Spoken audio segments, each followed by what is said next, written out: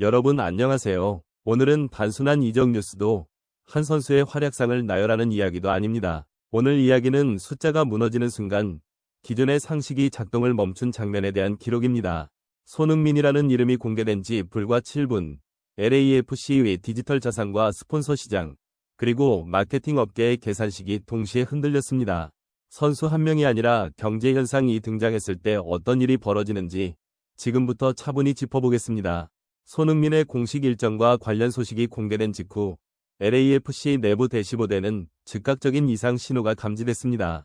스폰서 페이지, 파트너십 소개 섹션, 굿즈 연동 페이지의 트래픽이 평균 대비 1200% 이상 폭증했고 일부 글로벌 파트너사의 실시간 광고 예산 소진 속도는 기존 예측의 수배를 넘어섰습니다. 업계에서는 이를 두고 2억 달러 규모의 미디어 광고 가치가 단시간에 재배치됐다고 표현합니다. 여기서 말하는 증발은 손실이 아니라 기존 가치 산정 모델이 의미를 잃었다는 뜻에 가깝습니다. 손흥민의 이름이 공식적으로 언급되는 순간부터 스폰서 시장은 즉각적인 혼란 상태에 들어갔습니다.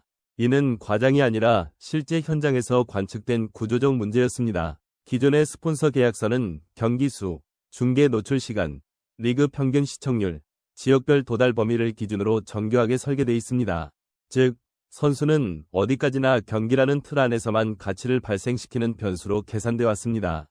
그러나 손흥민의 등장 이후 이 전제 자체가 무너졌습니다. 그는 경기 이전, 경기 이후, 심지어 경기와 무관한 시간대에도 브랜드 가치를 폭발적으로 증폭시키는 존재였기 때문입니다. 실제로 LAFC의 주요 스폰서 페이지와 파트너 브랜드 사이트에서는 비경기일 트래픽이라는 전례 없는 현상이 포착됐습니다. 손흥민 관련 콘텐츠가 공개된 직후 경기가 열리지 않는 평일 오전에도 클릭 수와 체류 시간이 경기 당일보다 더 높게 나타났고 이는 기존 광고 모델로는 설명이 불가능한 데이터였습니다. 스폰서 계약은 경기 중심으로 작성돼 있었지만 현실은 이미 손흥민 중심으로 이동해 있었습니다. 계약서가 상정한 세계와 실제 소비가 발생하는 세계가 완전히 어긋난 순간이었습니다. 이로 인해 다수의 글로벌 스폰서 내부에서는 긴급회의가 소집됐습니다. 우리는 LAFC와 계약한 것인가?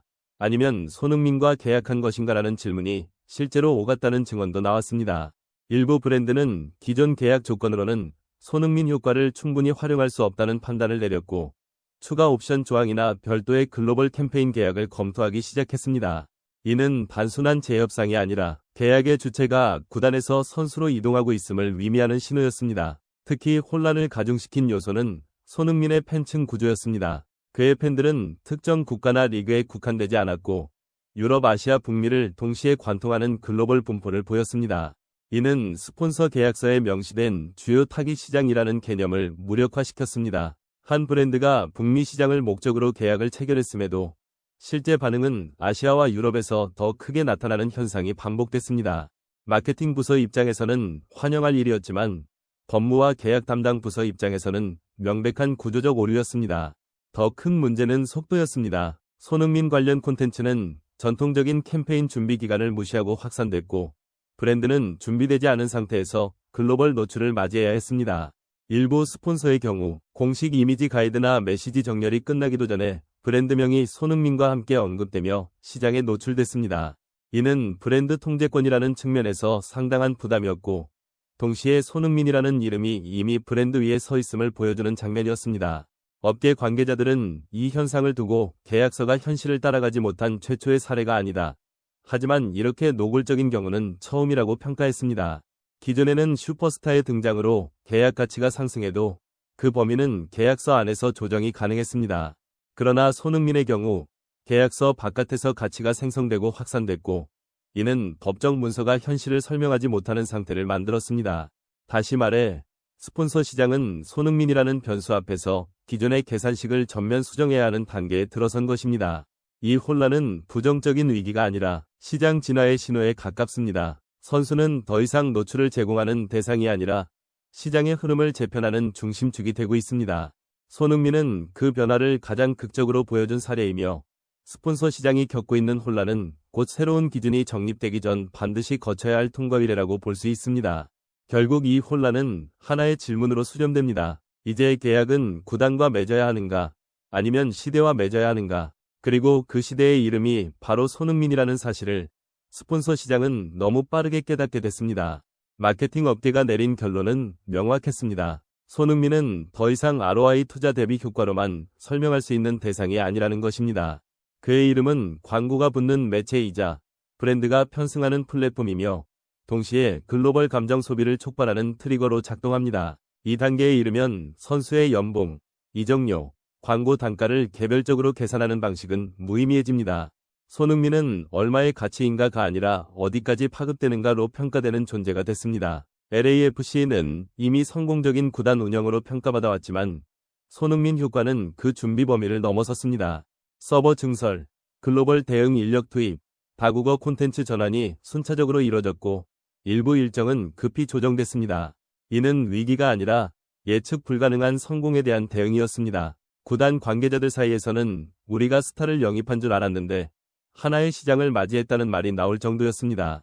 개인적으로 이 사례가 갖는 의미는 매우 크다고 봅니다. 손흥민은 어떤 브랜드에도 비용으로 등장하지 않습니다. 그는 등장하는 순간 기존의 가치 배분 구조를 재편합니다. 누가 더 많은 광고를 노출받는지, 어떤 콘텐츠가 주목받는지, 어떤 리그가 글로벌 대화의 중심에 서는지까지 영향을 미칩니다. 이는 슈퍼스타의 영역을 넘어선 현상이며 MLS가 더 이상 도전하는 리그가 아니라 주목받는 무대로 이동했음을 상징합니다. 7분이라는 시간은 과장이 아닙니다. 디지털 환경에서 7분은 트렌드가 형성되고 자본이 움직이며 여론이 방향을 잡는 데 충분한 시간입니다. 손흥민은 그 7분 안에 모든 과정을 동시에 통과했습니다. 이는 준비된 리그와 준비된 스타가 만났을 때만 가능한 장면입니다. 그리고 이 장면은 앞으로도 반복될 가능성이 높습니다. 손흥민의 이름이 공식적으로 언급되는 순간부터 스폰서 시장은 즉각적인 혼란 상태에 들어갔습니다. 이는 과장이 아니라 실제 현장에서 관측된 구조적 문제였습니다. 기존의 스폰서 계약서는 경기 수, 중계 노출 시간, 리그 평균 시청률, 지역별 도달 범위를 기준으로 정교하게 설계되어 있습니다. 즉, 선수는 어디까지나 경기라는 틀 안에서만 가치를 발생시키는 변수로 계산되어 왔습니다. 그러나 손흥민의 등장 이후 이 전제 자체가 무너졌습니다. 그는 경기 이전, 경기 이후, 심지어 경기와 무관한 시간대에도 브랜드 가치를 폭발적으로 증폭시키는 존재였기 때문입니다. 실제로 LAFC의 주요 스폰서 페이지와 파트너 브랜드 사이트에서는 비경기일 트래픽이라는 전례 없는 현상이 포착됐습니다. 손흥민 관련 콘텐츠가 공개된 직후 경기가 열리지 않는 평일 오전에도 클릭수와 체류 시간이 경기 당일보다 더 높게 나타났고 이는 기존 광고 모델로는 설명이 불가능한 데이터였습니다. 스폰서 계약은 경기 중심으로 작성돼 있었지만 현실은 이미 손흥민 중심으로 이동해 있었습니다. 계약서가 상정한 세계와 실제 소비가 발생하는 세계가 완전히 어긋난 순간이었습니다. 이로 인해 다수의 글로벌 스폰서 내부에서는 긴급회의가 소집됐습니다. 우리는 LAFC와 계약한 것인가? 아니면 손흥민과 계약한 것인가라는 질문이 실제로 오갔다는 증언도 나왔습니다. 일부 브랜드는 기존 계약 조건으로는 손흥민 효과를 충분히 활용할 수 없다는 판단을 내렸고 추가 옵션 조항이나 별도의 글로벌 캠페인 계약을 검토하기 시작했습니다. 이는 단순한 재협상이 아니라 계약의 주체가 구단에서 선수로 이동하고 있음을 의미하는 신호였습니다. 특히 혼란을 가중시킨 요소는 손흥민의 팬층 구조였습니다. 그의 팬들은 특정 국가나 리그에 국한되지 않았고 유럽, 아시아, 북미를 동시에 관통하는 글로벌 분포를 보였습니다. 이는 스폰서 계약서에 명시된 주요 타깃 시장이라는 개념을 무력화시켰습니다. 한 브랜드가 북미 시장을 목적으로 계약을 체결했음에도 실제 반응은 아시아와 유럽에서 더 크게 나타나는 현상이 반복됐습니다. 마케팅 부서 입장에서는 환영할 일이었지만 법무와 계약 담당 부서 입장에서는 명백한 구조적 오류였습니다. 더 큰 문제는 속도였습니다. 손흥민 관련 콘텐츠는 전통적인 캠페인 준비 기간을 무시하고 확산됐고 브랜드는 준비되지 않은 상태에서 글로벌 노출을 맞이해야 했습니다. 일부 스폰서의 경우 공식 이미지 가이드나 메시지 정렬이 끝나기도 전에 브랜드명이 손흥민과 함께 언급되며 시장에 노출됐습니다. 이는 브랜드 통제권이라는 측면에서 상당한 부담이었고 동시에 손흥민이라는 이름이 이미 브랜드 위에 서 있음을 보여주는 장면이었습니다.